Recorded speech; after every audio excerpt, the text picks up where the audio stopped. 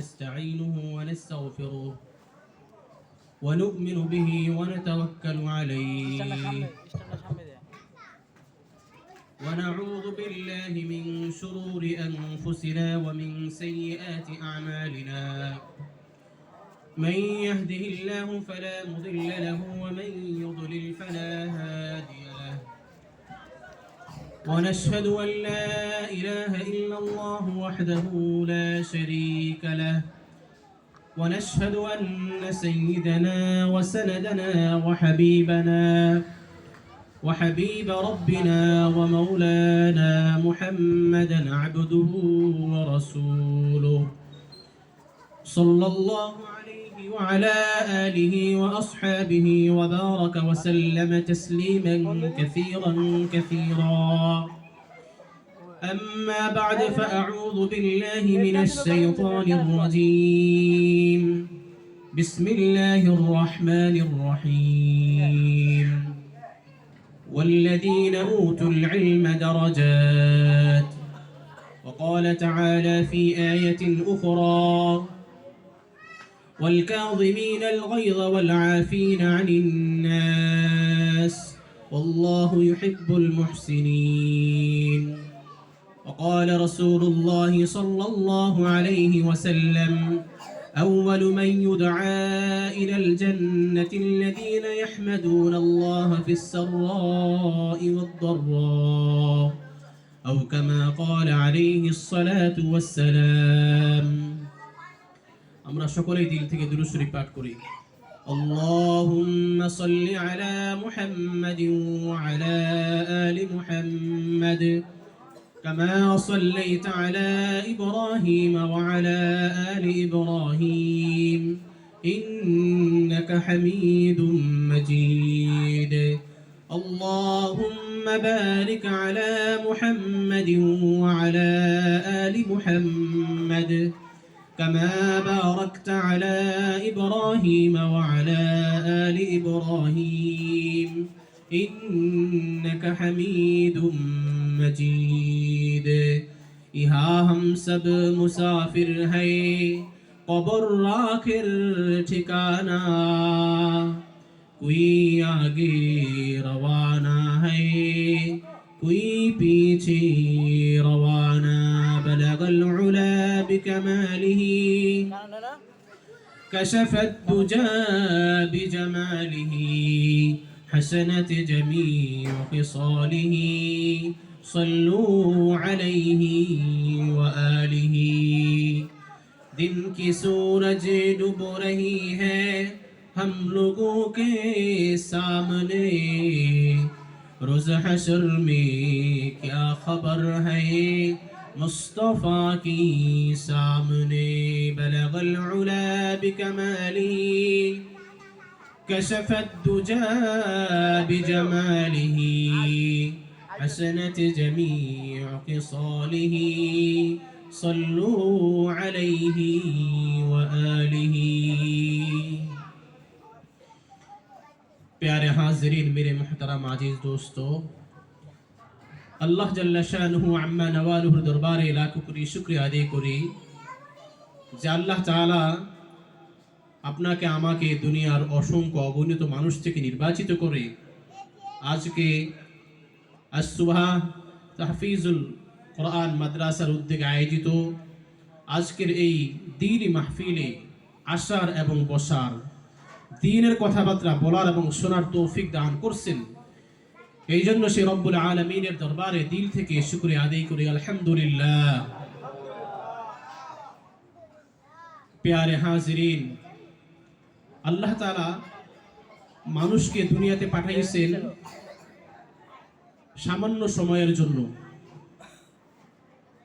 সামান্য সময়টা যদি আমরা বা মানুষরা সঠিকভাবে সে অতিবাহিত করতে পারে এই সামান্য সময়ের পরেই একটা তার দীর্ঘস্থায়ী চিরস্থায়ী একটা সময় আসবে সেই সময়টা তার জন্য সহজ হয়ে যাবে আর এই সামান্য সময়টা যদি আমরা বা যারা মানুষরা আছে তারা যদি অবহেলায় নষ্ট করে ফেলে তো তার এই সামান্য সময়ের পরে যে চিরস্থায়ী যে জগৎ আছে জিন্দেগি আছে সেই জিন্দেগিটা তার জন্য বড় কঠিন হয়ে যাবে। আমরা সবাই মুসলমান। মুসলমান হিসাবে আমাদের সম্পর্ক মাদ্রাসার সাথে থাকবে, এটাই স্বাভাবিক। মুসলমান হিসেবে আমাদের সম্পর্ক মসজিদের সাথে থাকবে, এটাই স্বাভাবিক। মুসলমান হিসেবে আমাদের সম্পর্ক ওয়াজ মাহফিলের সাথে থাকবে, এটাই স্বাভাবিক। মুসলমান হিসেবে আমাদের সম্পর্ক কোরআন হাদিসের সাথে থাকবে, এটাই স্বাভাবিক। একজন ব্যক্তি সে তার নিজেকে দাবি করতেছে সে প্লেনে উঠতেছে, অথচ সে জমিনে হাঁটতেছে। বাস্তবে দেখতেছি সে জমিনে হাঁটতেছে, আর সে মুখে বলতেছে সে বিমানে উঠতেছে।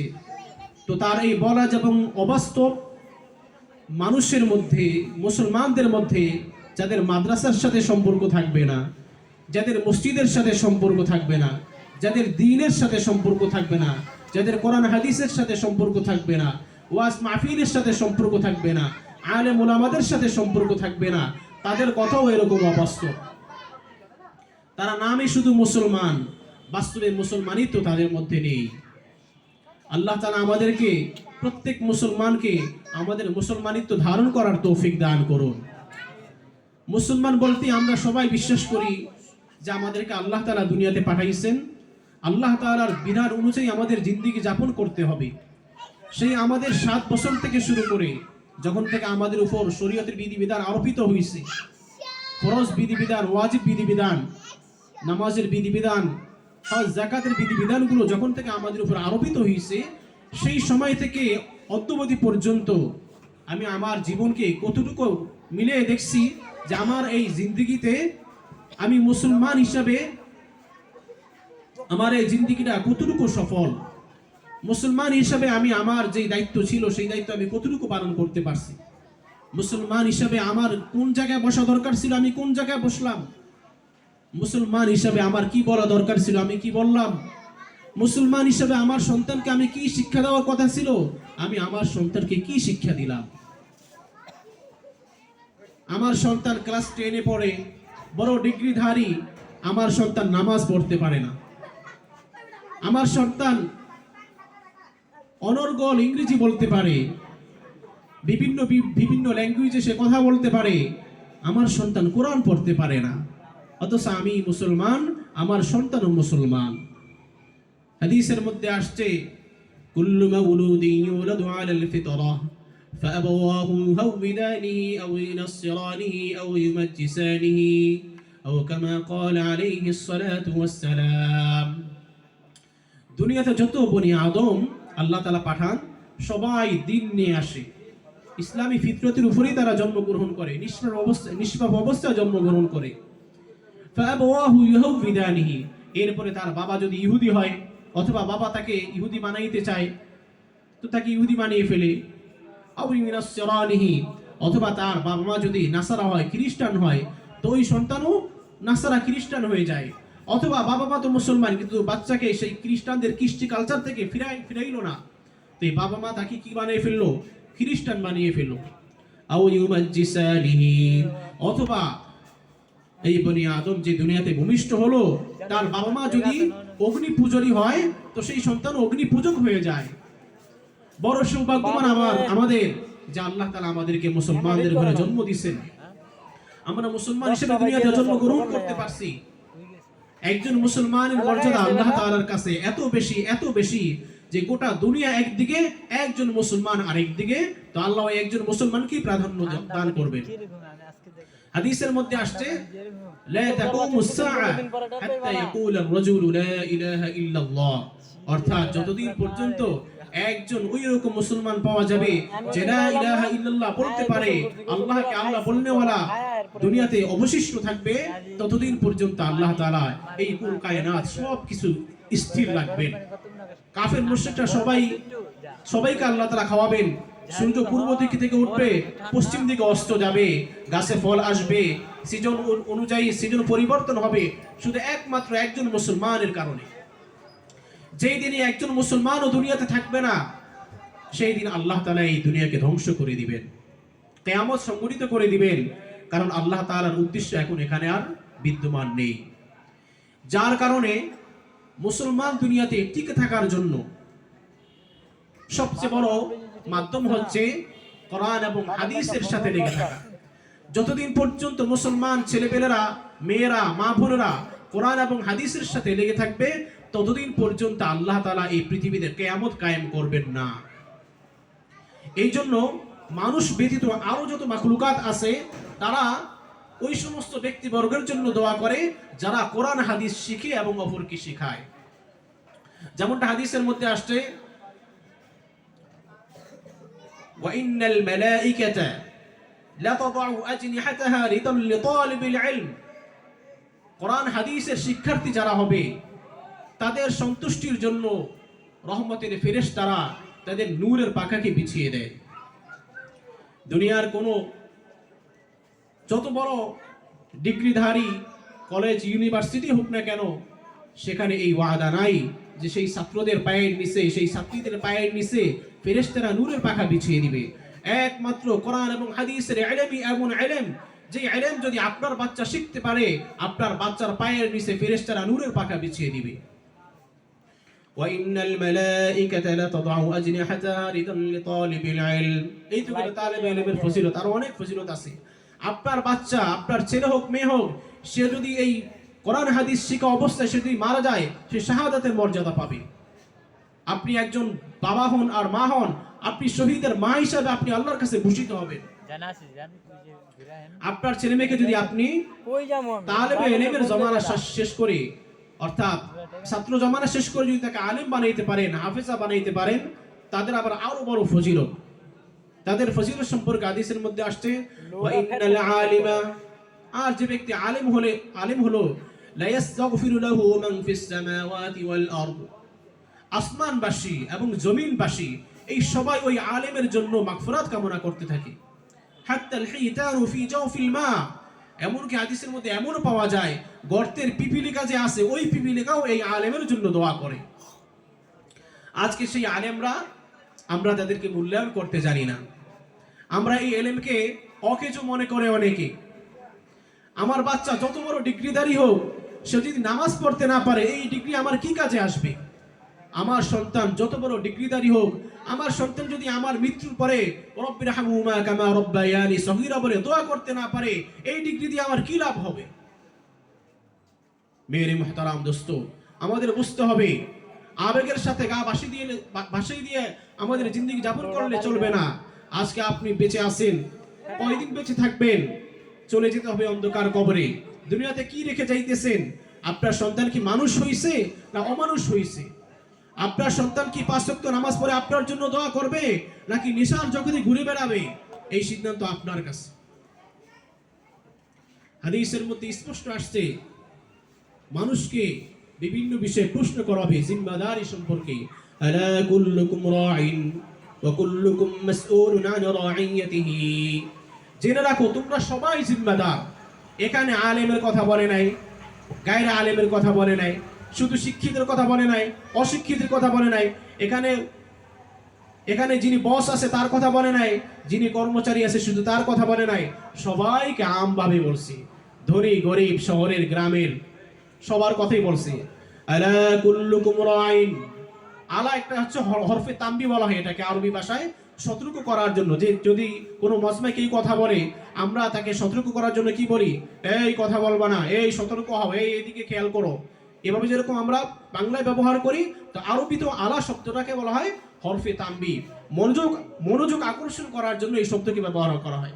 তো নবী আলাইহিস সালাম বলতেছেন, আলা কুল্লুকুম রাইন, জেনে রাখো তোমরা সবাই জিম্মাদার। ওয়া কুল্লুকুম মাসউলুন আন রাইয়াতিহি, আর তোমাদের প্রত্যেকেই তোমাদের জিম্মাদারি সম্পর্কে জিজ্ঞাসিত হবে।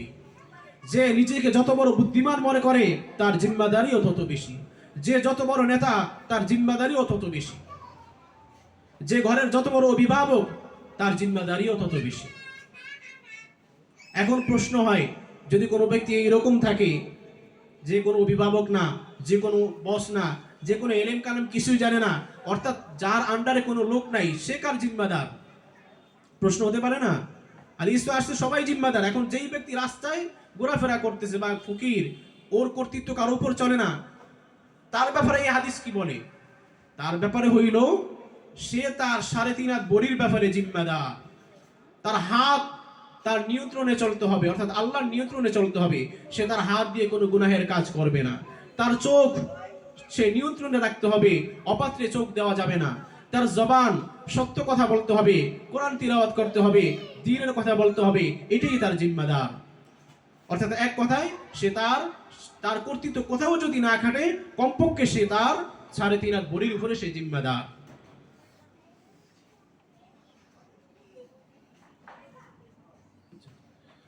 তো ইনশাআল্লাহ আমরা দীর্ঘ সময় আমরা নিব না। আমার পরেও একজন সুরালো বক্তা আছেন, ইনশাআল্লাহ আপনাদেরকে মুগ্ধ করবেন, তিনি বয়ান করবেন। আমি সংক্ষিপ্তভাবে 1-2টা কথা বলেই ছেড়ে দিচ্ছি। অর্থাৎ আমরা যে জিম্মাদার, আমাদের জিম্মাদারি সম্পর্কে হাসরের ময়দানে জিজ্ঞেস করা হবে। আপনাকে জিজ্ঞেস করা হবে আপনার সন্তানকে আপনি কি শিক্ষা দিয়েছেন।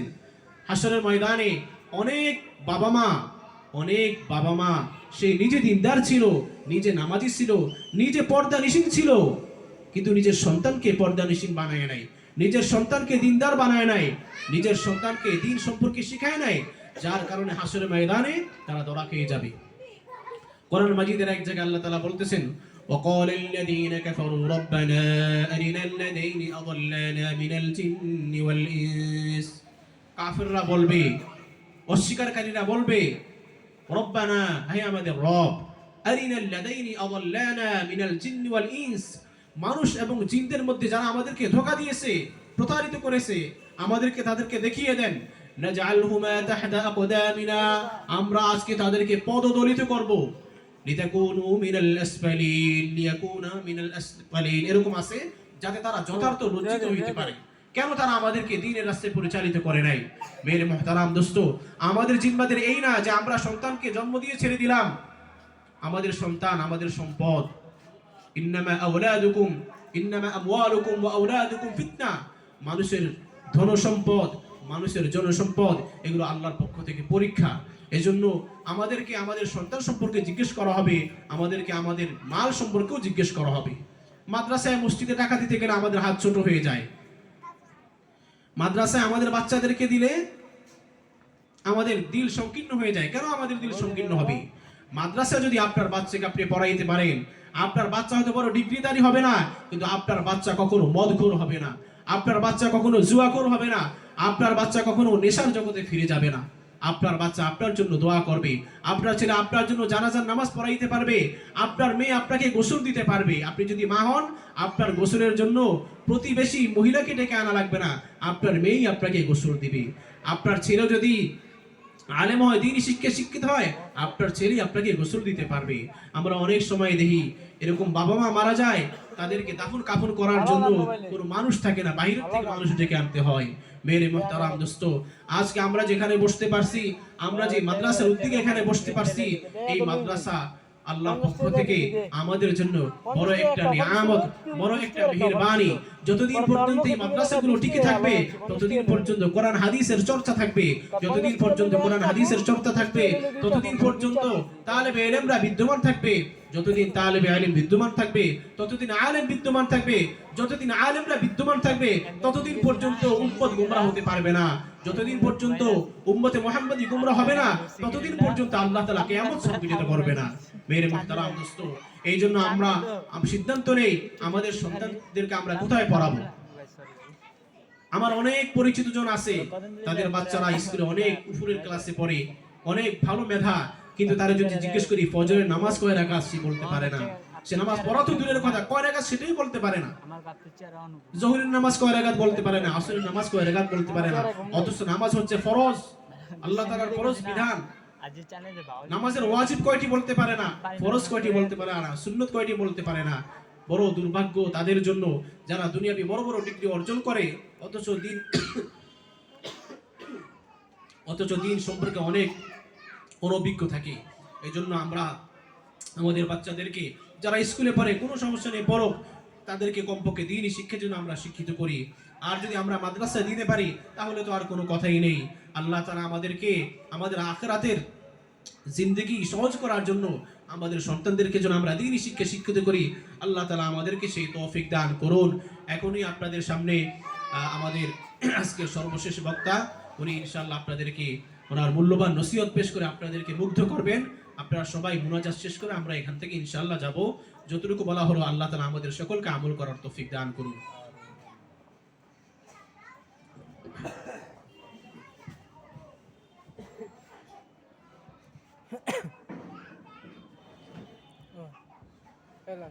সুধীমণ্ডলী, আপনারা অনেকক্ষণ ধৈর্য ধরে আল্লাহর কোরআন এবং হাদিস সম্পর্কে অনেক কিছু আপনারা শুনেছেন।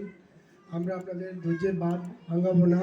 রাত্র আমরা সময় নিয়েছিলাম 10টা, সর্বোচ্চ আমরা 10:15 সময় নেব। আমাদের সর্বশেষ বক্তা আছেন, ওনার কথা আমরা শুনব।